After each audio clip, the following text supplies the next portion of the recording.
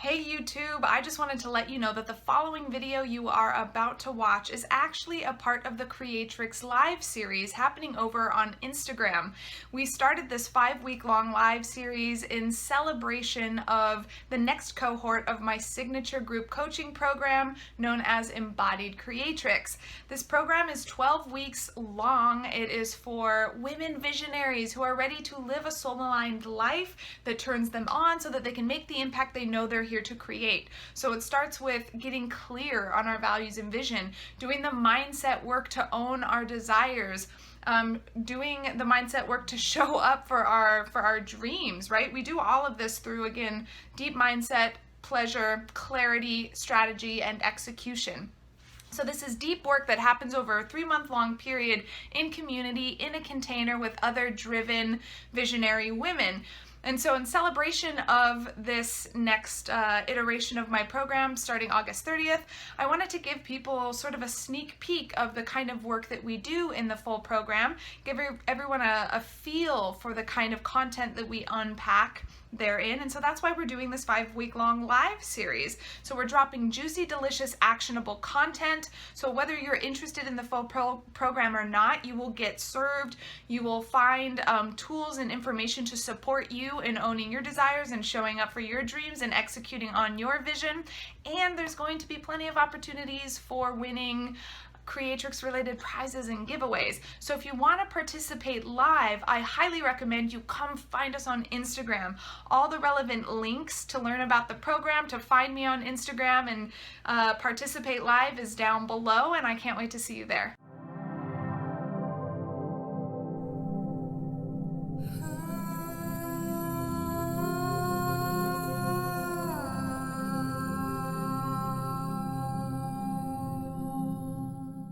So today's topic for the Creatrix Live series is the ultimate mindset shift you didn't know you needed. And this is huge. It's completely changed my life. And I see this all the time in people I work with, especially with individuals like myself who consider themselves to be spiritual, or who are in spiritual communities or connected to like spiritual new age sort of spaces, right?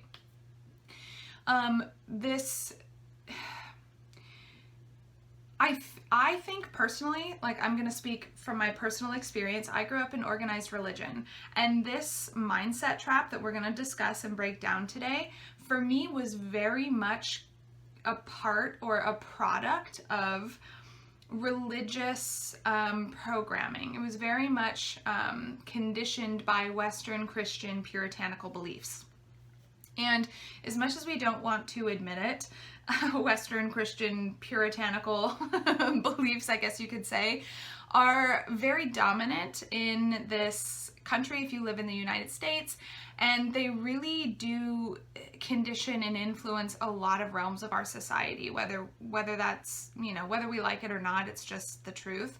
And so even in spiritual spaces, even in spiritual spaces where it's like, well, I'm not religious, I'm spiritual, it's really interesting when you start to peel back the layers and see how much of today's new age spirituality and everything is a hodgepodge of, it's a blend of all of these things, of all these different belief systems and cultures and stuff. And so if you're anything like me, who grew up in organized religion, who found spirituality, you might want to pay attention and see if this is something that's affecting your life and your happiness and your ability to make moves on your dreams and create a life you love, okay? So the problem, all right?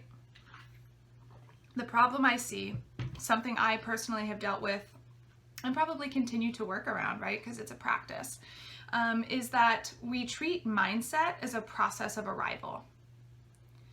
We treat mindset work, mindset's kind of just the buzzword, I guess, the buzz phrase or the popular phrase. I call it like inner communion. Inner communion, you could call it self-reflection, but it's that process of like, being the observer of your thoughts, choosing new thoughts, choosing thoughts that align with your values and vision, choosing thoughts that support the beliefs you want to have, right? So some people do this through meditation, some people do this through journaling. There's no right or wrong way to do this. So I call this whole practice inner communion, but you could call it self-reflection, or you could call it mindset work, right? Today we're just calling it mindset work. But the problem, again, is we treat mindset as a process of arrival. We treat it as if the purpose of mindset work is to eliminate all doubt, to arrive at a place where there is no more doubt, right? To arrive at a place where we are totally clear, to arrive at a place where we are fully released from our blocks, or fully healed, right?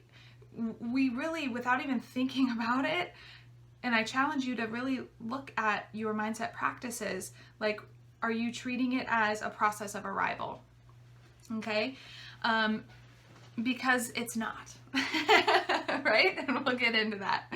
But if you've ever, like, whenever you're, making changes in your life, making moves on your dreams, showing up to serve your vision of the life you want to have, whatever that is for you, ask yourself this, or I'm going to ask you this right now and you can answer. Whenever you run into a challenge or an unhelpful thought, do you immediately think something like, oh God, my mindset's not right yet? It's just my mindset. My mindset's not where it should be yet, right? Or, oh, my energy's off. Like, my alignment is out of whack. I'm not where I'm supposed to be. Or, oh, there's another block that I need to clear, or I need to heal, or I need to go do deeper shadow work because I'm not where I'm supposed to be yet, right? All of that, all of those thoughts are stemming from that deeply ingrained belief that there is an arrival, that there is a feeling state of, like, perfection, of purity, where we never have limiting beliefs again, where we never have a doubt again, where we never have an uncomfortable or unhelpful thought or feel again. And that's just not true. And that's just not real, right? We're human, and it doesn't matter how happy or how successful or how joyful we are, there's always gonna be things. We don't live or manifest in a vacuum. The world is a complex place, and that's part of the beauty of it, right? And so there's always going to be challenges. Every time we grow, we're going to have to reorient to that growth, and there's going to be challenges along the way. There's going to be new doubts every time you grow and up level in your experience. There's going to be new things to face that you haven't faced before, right? And so it's just part of the embodied experience, these uncomfortable things like doubt or questioning ourselves, right? And so if you ever feel like you are constantly in a cycle of perpetual healing, you're always trying to heal yourself, or you're always trying to clear yourself, or you're always trying to release those doubts and limiting beliefs, okay? This is for you. Are you ready? We're going to talk about the solution, right? The solution is really simple. It's just a really simple mindset shift. This is kind of a meta conversation, right? Because we're talking about the ultimate mindset shift for approaching mindset. I didn't even realize that, but it's so true. Like, who thought that our mindset around mindset needed tweaking, right? Because that is really meta, but it's true, right? So again, if you're feeling like no matter how much releasing you do, or how much clearing you do, or how much healing you do, it's still not enough, then this is for you. Here's the solution. The solution is to retrain your brain to believe that the purpose of mindset work is to feel good. That's it. That's the ultimate mindset shift that you didn't know you needed, that you really do need. Again, especially if you're someone who has come from a religious background, an organized religious background, especially a Western Christian religious background, or even someone who's coming from spiritual spaces, or again, someone who's feeling all of those things, like, I'm always healing, I'm always clearing, I'm always releasing, and it feels like it's never enough, right? Because you're caught in that cycle of trying to arrive to that perfect place, that perfected feeling state where no challenges, discomfort, or doubts ever exist, right? That place, it's not real. You're human. And you get to have a human experience. You get to have a human experience. And that doesn't mean that you can't feel amazing and confident and joyful and successful and happy even in the doubts, right? And that's what the work really is. That's exactly what mindset work is all about. The purpose of mindset work is to feel good. That's your new belief, and that's what you're going to rewire your brain with. That's your homework for this live, okay? Because it's simple as this. You deserve to feel good. I mean, we could stop there, like mic drop, end of live. You deserve to feel good, right? But also, when you feel good, you're inspired. When you feel good, you are more creative, you are more innovative, you are more willing to connect, right? When you feel good, you make more informed, aligned decisions. When you feel good, you are primed to see opportunity, right? When you feel good, you're in that expansive space. You're in receptivity. You're in receivership mode, right? When you feel good, things just line up better. When you feel good, shit works out. When you feel good, you're more able to tap into your confidence, to tap into your courage, right? When you feel good, it's just better. And you deserve to feel good just for the sake of feeling good. And so that's what mindset work's about. That's what inner communion's about. That's what self-reflection's about. What are the thoughts and the feelings that are going to help me feel good? Because when I'm feeling good, I'm tapping into that creativity, that innovation, that receptivity. I'm making more informed, aligned decisions, blah, blah, blah, blah, blah, right? All the things. And so mindset work, the purpose of mindset work is to feel good. Because when you feel good, other stuff clicks, right? It's as simple as that. And really, like, think about this. Like, take a moment to imagine those moments where maybe you've been in hustle mode, where you're spreading yourself thin, you're trying to accomplish all the things, because this is something we all do, myself included still. And like, I'm still practicing the art of navigating this on for myself. You're spreading yourself thin, you're doing all the things, you're taking all the action, but it's all from that, I need to get it done so that I can feel good. I need to get all this shit done so that I can feel good. That's when we know we need to pause and reorient through mindset work, right? Wait a minute. I get to feel good for the sake of feeling good, right? And mindset work is actually so that I can feel good. So I need to pause, take a break, get into my inner communion, get into my mindset process, to the best of my abilities with the resources I have, feel good, think the thoughts I want to think the thoughts that support my values and vision, think the thoughts that support the life it is that I want to have, the life that I am creating, right? Feel the way I want to feel right now. I get to have that right now, even if it's just 1 degree of it, right? I just get to the best of my abilities with the resources I have, feel the things I want to feel and think the things I want to think. Because those things aren't attached to the outcome or the result, right? We get to feel those things now. And so mindset, again, the purpose of mindset work is to feel good. It is not to reach some unobtainable place of perfection and purity where no more doubts or no more challenges or no more discomfort exist, right? And again, that's the way we tend to treat it, is like, and that's how we get trapped in that perpetual healing cycle where every time we do face a challenge, we're going, oh no, my mindset's not perfected yet. My mindset's not right yet, right? And we make ourselves wrong for it. And so from here on out, right, you are building the new belief that the purpose of mindset work is simply to feel good. It is simply for you to practice feeling the way you want to feel and thinking the thoughts you want to think. It's that simple. Excuse me.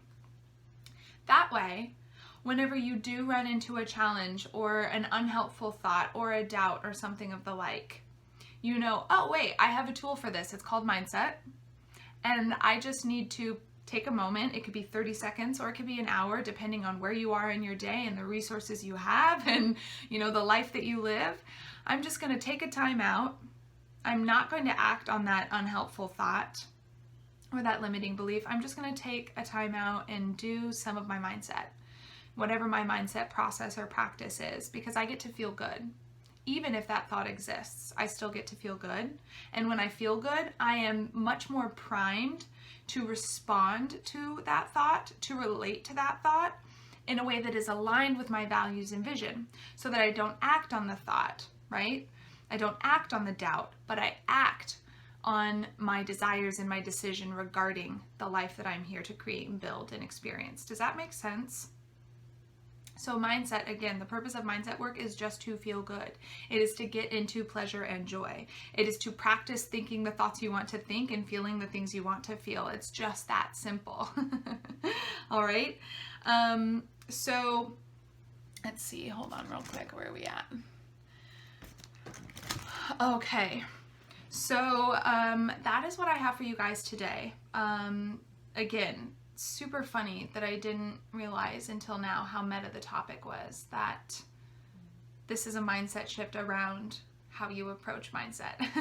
But I really challenge you to think about that the next time you know, an unhelpful or just uncomfortable thought comes up or a limiting belief comes up. Like, really check yourself, occupy that observer position and go like, ooh, am I making myself wrong for having this thought? Am I making myself wrong for having this really natural, normal human experience? Because it isn't the thought that's the problem. It isn't the uncomfortable emotion that's the problem. Listen to this. Your negative, unhelpful thoughts aren't the problem, right? Those uncomfortable emotions that no one likes to talk about, they aren't the actual problem. It's how we respond and relate to them that ultimately determines whether they're going to be a problem or not. Right? And so our mindset work, again, is so that we can feel good. The purpose of our mindset work is to feel good. It's to get into pleasure and joy. It's to think the thoughts we want to think and feel the way we want to feel, so that we can respond and relate to the negative, or I hate the word negative, the uncomfortable or undesirable thoughts and feels in an aligned way. Right? It's that simple, and obviously way more simply said than done. This is a practice. This is everyone has their own process. Everyone has their own, you know, preferred ways of doing this inner communion or mindset work. And so it isn't like a one size fits all thing, but like this is the core foundational stuff of what mindset work really is and what the practice of creating a life you love is. You get to feel good now. And mindset is to help you feel good to the best of your abilities with the resources you have, even if it's only by 1 degree more than when you started. Like, that's enough. That's the work. And the more we do that, the more we practice that, the more we practice pausing, not reacting, but really being conscious of how it is we relate to and respond to those uncomfortable thoughts and feels, and using our mindset to feel good even though, right? It's like that both and. Like, I can have the negative thought and still choose to feel good. And I have a process for that. It's called my mindset work, right? I have a tool for that. It's called my mindset work. But yeah, this is the practice of creating a life you love and creating a life that turns you on, that allows you to live your heart out loud and feel all the things you want to feel, right? So again, your homework for today is to rewire that belief. The purpose of mindset work is to feel good. I deserve to feel good for the sake of feeling good. And that's what mindset work helps me do. And then again, practicing kind of occupying that observer position and seeing if there is kind of that deep-seated belief that mindset is supposed to help you get to some arrival or some destination, because that just ain't the case, right? And then what else do I have to say? Easier said than done, obviously, and that's why I created the Embodied Creatrix program, is because we do this work over like 12 weeks. That's 3 months together, and so we really get to get into it, and we get to, because there's group coaching program, or because there's group coaching calls in the 12-week program, there's time for like one-on-one work. People kind of, it's not like a hot seat, but people get to come and ask questions and receive coaching from me, so we can actually drill down specifics for you. Even though it's a group coaching program, there is like one-on-one support through the group community private group we have, and through the through the group coaching calls, there is one-on-one interaction. And so we can actually drill down what your what your specific needs are, how we can help you build out a mindset or inner communion or self-reflection process so that you can respond and relate to those unhelpful thoughts and beliefs in the way that you want to, right? So we can help you build out a process for feeling the way you want to feel and thinking the things you want to think and practicing living the life you want to live. Practice cultivating the personhood of being the person you want to be, right? Of being the person that responds to those limiting thoughts from a space of like, oh yeah, I'm human, I can have that thought, and I can still have the things I desire, and I can still make moves on my dreams. And that thought doesn't mean that I'm not enough, or that I'm not worthy, or that I'm not ready yet to feel the way I want to feel and have the things I want to have, right? So this is how a long-term support plan can actually help you with this, because it's hard to like see our own blind spots, right? And it's hard to hold ourselves accountable to these things. And so when we do it in community and with a support system, it's just that much more anchorable, right? We can get to really like integrate and ground into it. And that's why the program is actually 12 weeks long. So we have the time to like let it stick, right?